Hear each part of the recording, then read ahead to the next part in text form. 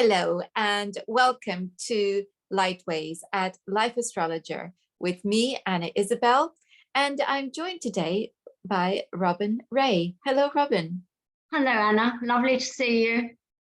And you. And you're here because you're doing a 3-part course at the Astrological Lodge of London, beginning on the 20th of February, and it caught my Metonic Cycle. Yeah. I haven't had anyone on here to talk about that yet, so you're the first, and resist the opportunity. Yeah, I don't think there's many people who outside in the astrological world. I think there's only one other person who really follows that, and it's a lady called Dietrich Pesson, and she's written a book and she's in America. But because I love the system, because it's amazing for timing events, I've divided. Each year I design a diary. So these are my diaries. So, wow. And it just keeps everything in one place so that you can look at one moon phase and you can work out all the links to that moon phase. So that when you want to time something, for instance, if you say, oh, I've got a new moon, conjunct my ascendant, for instance, then you can follow that through with watching what happens and how it plays out. And you've got the little diary to record everything in. So it's become quite popular. I run a group. And I think last year I sold about 400 copies, but I don't really advertise it, but I do run a group, and then it goes kind of word of mouth because I do self-publish at the minute. I haven't gone down the Amazon route, but I may well do in the future. I'm just waiting to see how it plays out. The Metonic Cycle is a system that was used always astrologically by all the ancients. And it's all based on the phases of the moon. So in actual fact, there are 13 complete moon phases every year and one spare day. So if you multiply 28 days by 13, you'll get 364. And that's the natural cycle. And the calendar was changed by the Romans. So originally, all timing was done via watching the moon and the interaction between Venus and Mercury, because those were the obvious lights in the sky that people could, watch in ancient times. And of course, the sky was much clearer in those days, so people could watch them quite clearly. And in Julius Caesar times, he changed the calendar to be based on the sun, simply because he wanted his armies to know when it was midday, when it was dawn, etc. So that's why they then developed sun dials and things like that. And the calendar was changed to the Julian calendar. And before that, it was the Gregorian calendar. And we've never gone back to the moon phase calendar, and it's kind of been lost along the way. Even people who follow eclipses and nodal cycles, etc., don't seem to understand the Metonic cycle. And it's really, really simple. Anyone can learn it. So tell us about it. Well, each moon phase, whether it's a new moon, a first quarter, a full moon, or a last quarter, has got its own way of manifesting. And for instance, I've got it all laid out in my book. And I'll put my glasses on. So it describes in my book how you need to follow a complete moon story, and a moon story actually lasts 3 years, a proper moon, if you're following a moon phase story. And each cycle is 9 months. And we have the new moon or the solar eclipse, followed followed by the first quarter, followed by a full moon or a lunar eclipse, and then it ends with the last quarter. And what I discovered when I really got to know the last quarter, that people simply don't understand what the last quarter means. And the last quarter, because everything continues in a never-ending loop, the last quarter is also the beginning of something. So although the last quarter is the end of a cycle, it's also the beginning of a cycle. So if you think about my analogies in my little booklet to make it easy, has been based on the development of a rose, for instance. You know, you start with the seeds going into the ground. That's the new moon. And then the first quarter would be the manifestation, when you've got something growing above the ground and you could see the plant life, etc. And the full moon would be when you've got the beautiful rose or the diseased rose, because a full moon can be, you know, beginning of a new cycle, or it can be the end of something. And then the last quarter, when everything's dying down, you actually have rose hips on the rose bush. So if you open up the rose hips, you'll see that it's full of little seeds. So it's a bit like a pregnancy. The last quarter is like the conception point. It's like, you know, it's like a baby being conceived and then going that whole 9 months and then being born, and then you've got the new moon again. So the cycle is continuing and it repeats itself. The pattern repeats itself exactly every 19 years. So if somebody is born on an eclipse, it's very easy if someone's born on an eclipse, because you know 19 years later, you know exactly within a day or so, an event is going to occur in their lives, and so it will continue through their life. But it's easy to follow a chart if it's got connections to a square or a conjunction or an opposition to an eclipse. So you mentioned that there were 13 phases. Are these running concurrent to each other? 13 moon phases. So if you look in your ephemeris, you'll see that there's 4 moon phases, sometimes 5, because we have more than 28 days in some months. So occasionally you get 5 moon phases, but rarely. Usually just 4 moon phases. So every 28 days, there's another set of 4 moon phases. But those 4 moon phases are not linked together. They're all separate. They all belong to the next moon phase that's coming up 9 months later. So that's the basis of it. But I mean, it's a little bit more complicated than that, because once you've got a moon phase and you're watching it, then you actually watch every time the sun makes an aspect to that moon phase. So every time it semi-sextiles or sextiles or squares and so on, or in conjuncts or whatever, the story continues. But the main story is the structure of that 3-year period. And that's what I'm going to be explaining with all my slides at the lodge. How is this? You talked about prediction of events. So tell us a little bit more about how that works, because you've kind of hinted, but tell us a little bit more in more detail. What do you mean? You talked about how if someone's born on an eclipse, that you know that years later it's going to come back to that point, and the same will happen again. But the thing the thing is as well that everyone's got eclipses in their chart, even if you weren't born on an eclipse, you were born after an eclipse. So I always use the prenatal eclipse in a person's chart as well. So let's say you had a prenatal eclipse a month before you were born. That point would be marked in your chart. So every time that cycle came round, that would be a very significant point in your chart. And it would be even more significant if it was conjunct one of your planets or one of your angles. You know, I mean, my prenatal eclipse is exactly conjunct my Mercury.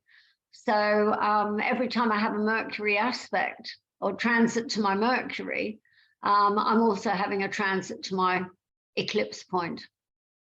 So yeah. So there's a sensitive point in the chart. Very sensitive, just as important as a planet, yeah.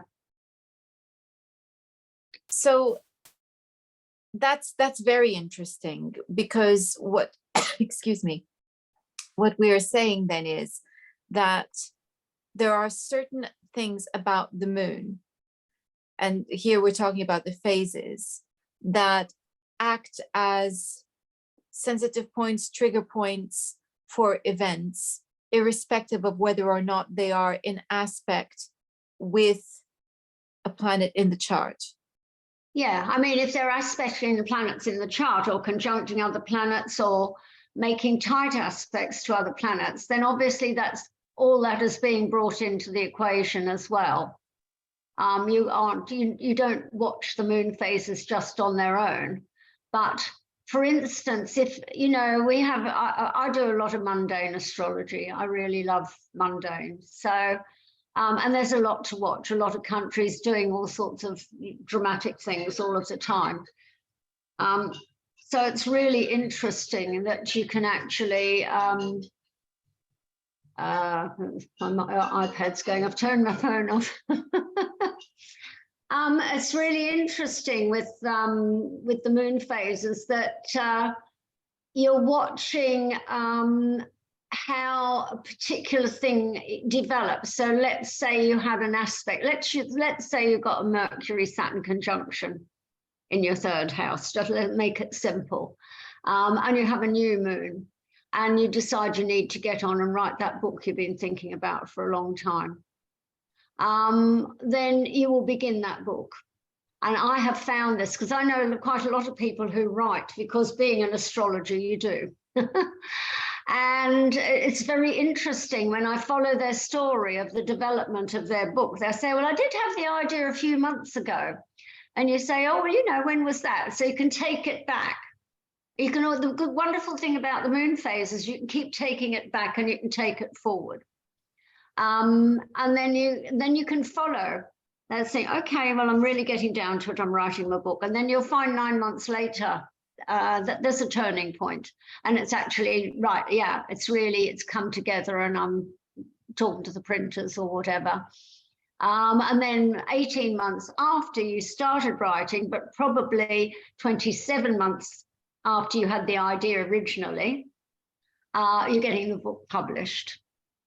And so it goes on. I mean, you know, you can use it like that all the time. It works incredibly accurately. It's a really good way, actually, of helping people who don't have a birth time as well, because you can just pick up on the moon phases, and you can link them to what, you know, what they've been, what it's been, what sign, what planets or whatever has been aspecting in the chart, and you can say, well, what happened then? What was that about? You know, and you can kind of gradually, over a period of time, use it as a bit of a rectification tool.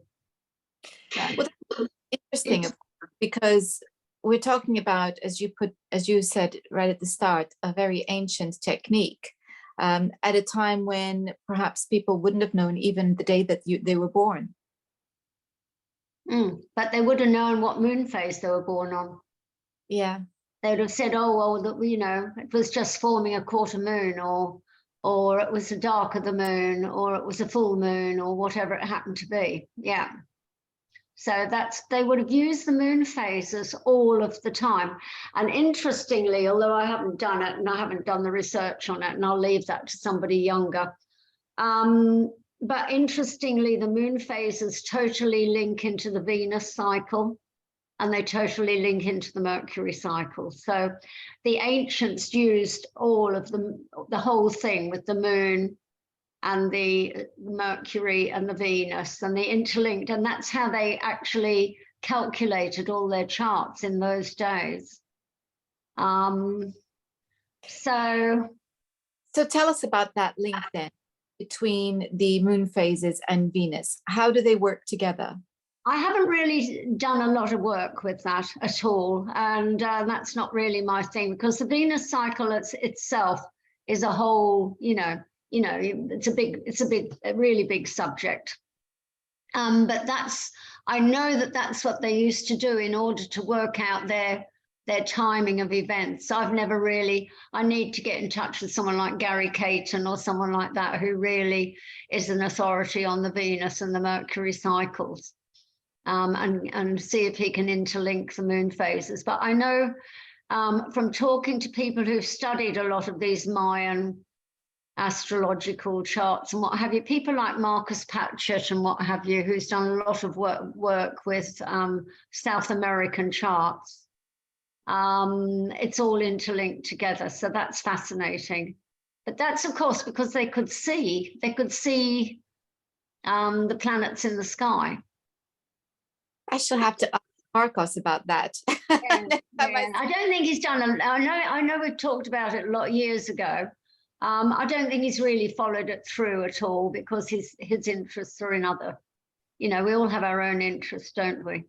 But it's just very interesting to know that's how the linkage is. So I did reach out to someone who is really involved with the Venus cycle, but again, they just wanted to focus on the Venus cycle, and I just like focusing on the moon cycle. I mean, they're all these subjects are really big, and if you start when you're in your 20s, then maybe you've got a chance of doing that. But I didn't really start using the moon phases till the early 90s, and I've been using them for the last 30 years now.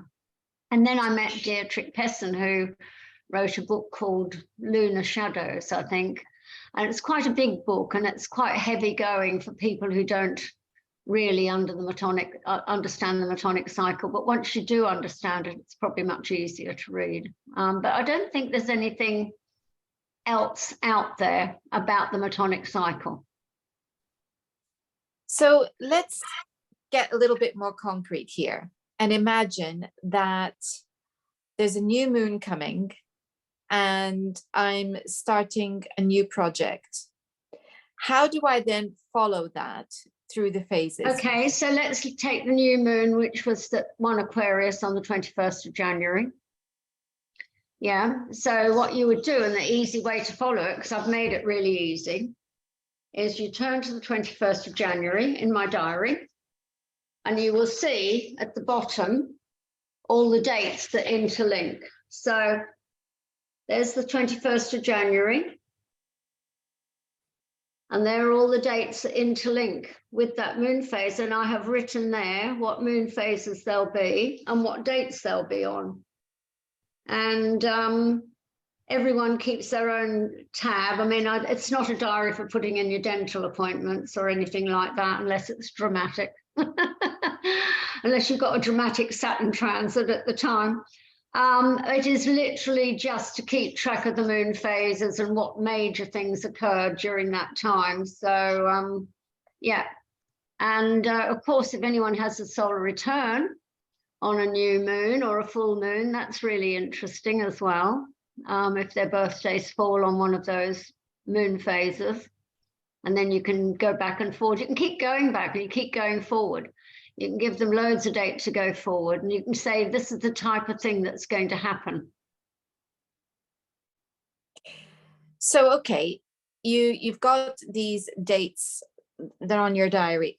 What I'm trying to understand from you is, how do you know what parts of the moon phases later on in the year? Because from what I'm understanding, it's not necessarily the moon phases within that month that we're looking at, but it's moon phases that carry on through the year.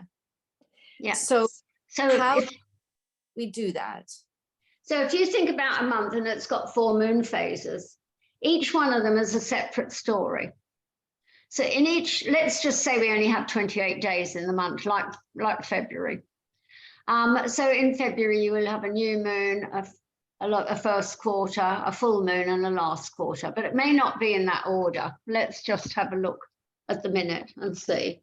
So February 2023, you start with a full moon. No, that's January. Yeah, 2023, February, you start with a full moon on the 5th, and then you've got a last quarter on the 13th, you've got a new moon on the 20th, and you've got first quarter on the 27th. So each of those is a part of another story. They're not interlinked to each other. Each of them belongs to the story of before or after. Yes. Okay. So how do we know? So it's like doing a puzzle, and I'm trying to work out how we know which pieces fit where. Right. So if you start with the full moon on the 5th of February, then you have to go back, because a full moon occurs 18 months after a new moon. So in that cycle. So you have to go back. You go back 9 months to the first quarter, and then you go back another 9 months to the new moon. I see. Okay. So And then you can go forward 9 months to the last quarter.